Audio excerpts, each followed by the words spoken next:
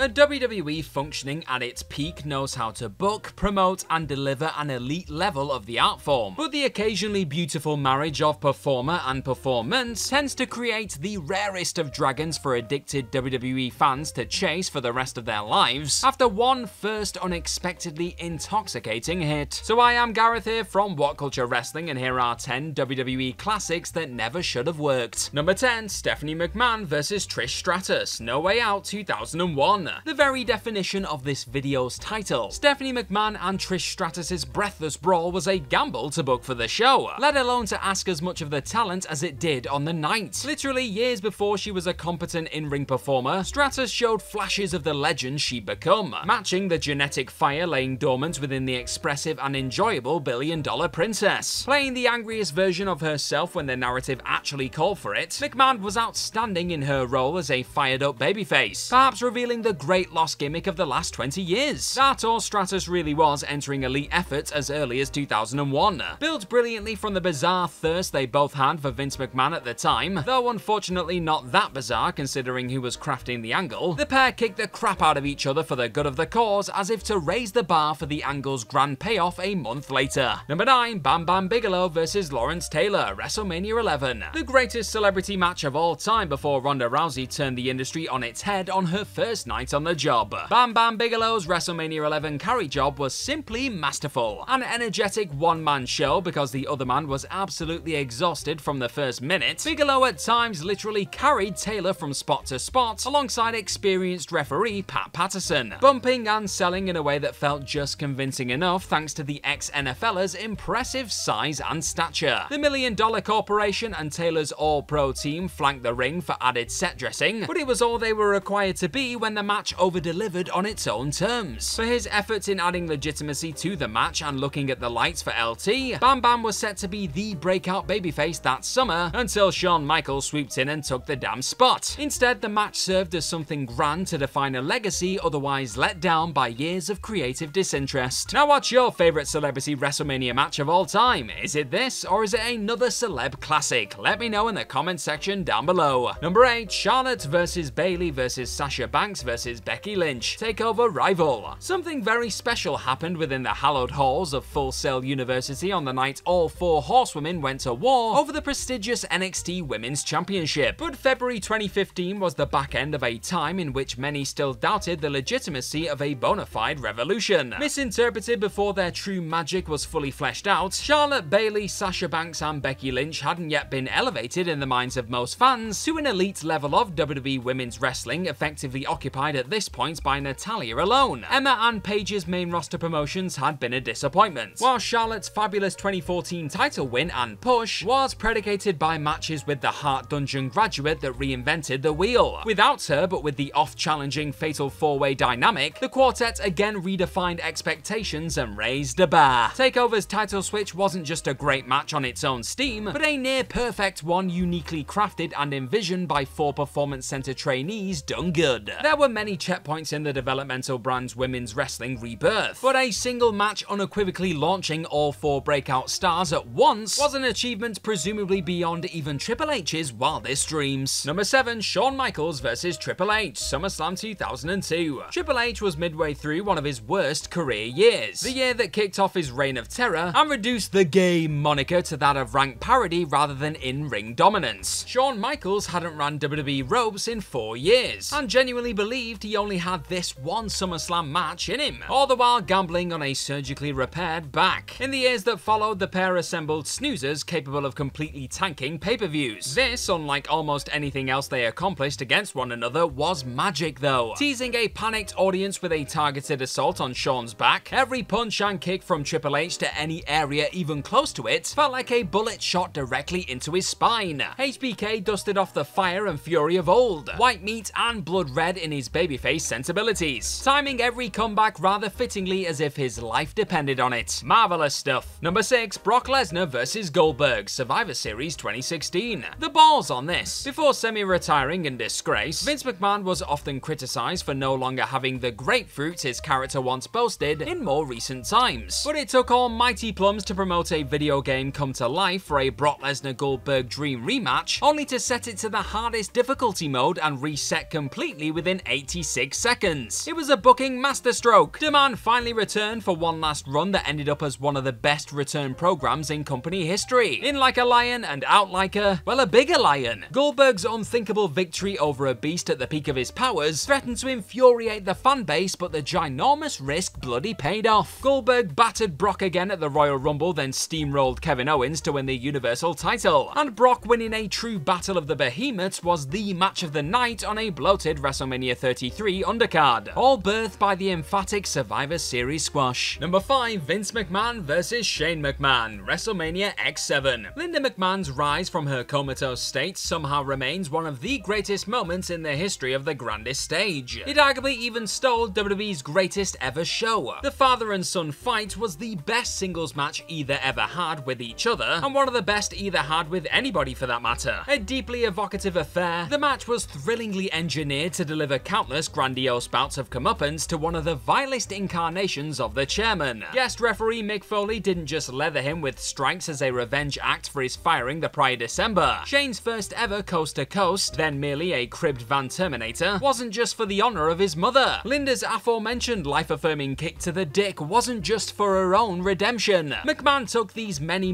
lumps for all of us. Fans had winced in horror at his megalomaniacal actions, especially towards his family and former Vanity Squeeze TRISH Stratus. The future women's champion running off Stephanie was an additional act of fan service too. Vince had taken control of the wrestling universe with his purchase of WCW just days earlier. This brought him back down to earth with the most satisfying of thuds. Number 4, Mankind vs The Undertaker, King of the Ring, 1998. Structuring a contest around two horrific falls for Mick Foley, or for the most part one, wasn't the only reason this iconic clash between two company icons should not have clicked. Mrs. Foley's baby boy went in knowing he couldn't top the dead man's incredible effort against Shawn Michaels in the same stipulations 6 months prior. It was that drive that resulted in the pair starting on top of the structure in the first place. Undertaker's broken foot was why Foley twice took the fastest route back down. Injuries, expectations, and very little reason for the match to even take place should have rendered it little more than an overbooked footnote on a mid-1998 Stone Cold Steve Austin card. Instead, it irreversibly altered the careers of both and left behind feats of awe never really bettered. Number 3, the 2011 Royal Rumble. The only ever 40-man edition of the encounter had plenty going against it, but bravely told several long-form stories, found logical ways to reintroduce nostalgia names, and even glued a dramatic twist onto an otherwise obvious conclusion. Divided up into clear sections to make the best of the extra mass, 2011's match first featured a brawl between CM Punk's Nexus and Wade Barrett's Core Breakaways. A comedic interlude led by John Cena and Hornswoggle served as a palate cleanser before a rampant and action-packed closing stretch with the last gasps of the other major stars. Cameos from returnees Booker T and Kevin Diesel Nash were especially well received, whilst nailed-on winner Alberto Del Rio almost slipping on a Santino-shaped banana skin had the crowd collectively losing their damn minds enough to believe it might actually happen. The match was such a glorious overachievement that it's astonishing the company never ended up bothering with a second bite until the inherently daft 50-man version at 2018's first Saudi Arabian Supercard. Number 2, Bret Hart vs the 1-2-3 Kid. Sean Waltman seemed embarrassed to imply that his 1994 clash with Bret Hart was the best in Monday Night Raw history, but he was absolutely right. As smaller athletic babyfaces working against each other, it was an extreme rarity for the era. Starting as beloved babyfaces, both switched up their offense without compromising the core values of their respective characters. Bret's acts found from frustration at his own overconfidence, the Kid's from a place of unexpected and polished control. Proficiently perfect from bell to bell, the match took on greater gravitas when Bret rejected an earlier tainted victory after spying the Kid landing a foot on the ropes. Kid read, perhaps not incorrectly, Bret's contrition as cockiness, and the barrage of kicks and high-flying moves that followed had the champion reeling. The excellence of execution literally caught Kid mid-assault in the match-winning sharpshooter. Equal parts beauty and brutality, but all contextualized by the quest for title supremacy. It is the quintessential wrestling match and remains the greatest contest to ever grace McMahon's Monday Wrestling Renegade. Number 1, John Cena vs JBL, Judgment Day 2005. Had John Cena and John Bradshaw Layfield actually played a blinder by playing down their abilities on WWE's grandest stage? The pair had underwhelmed underneath a blockbuster card, assembling a nothing television match when the biggest main event caliber match of either man's career was the required encounter. It turned out they'd elected to save everything for the much needed rematch just 2 months later. With expectations diminished after the Show of Shows stinker, and an I Quit stipulation that had flattered to deceive over the years, the former and current WWE champion went to all-out war over the company's richest prize, in one of the only bloodthirsty brawls in Cena's mostly PG career. At long last, Layfield had rich chemistry with a babyface rather than being required to play a total chicken shit, and cheated, kicked, and screamed his way to near victory before the world was aware of Cena's inhuman recuperative powers. Soaked in claret and armed with half a damn car, Cena rounded on the Texan to make him quit out of fear rather than submission. Serving both characters and a rabid audience, the gripping display was an unqualified and unexpected success. And that is our list. Know of any other WWE classics that never should have worked? Well, let us know all about them in the comments section right down below, and don't forget to like, share, and click on that subscribe button while you're down there. Also, if you like this sort of stuff, then please head on over to whatculture.com and find some more fantastic articles just like the one this video you're watching right now is based on. I've been Gareth from What Culture Wrestling. Cheers for watching this video today, and hopefully we'll see you soon. Bye bye!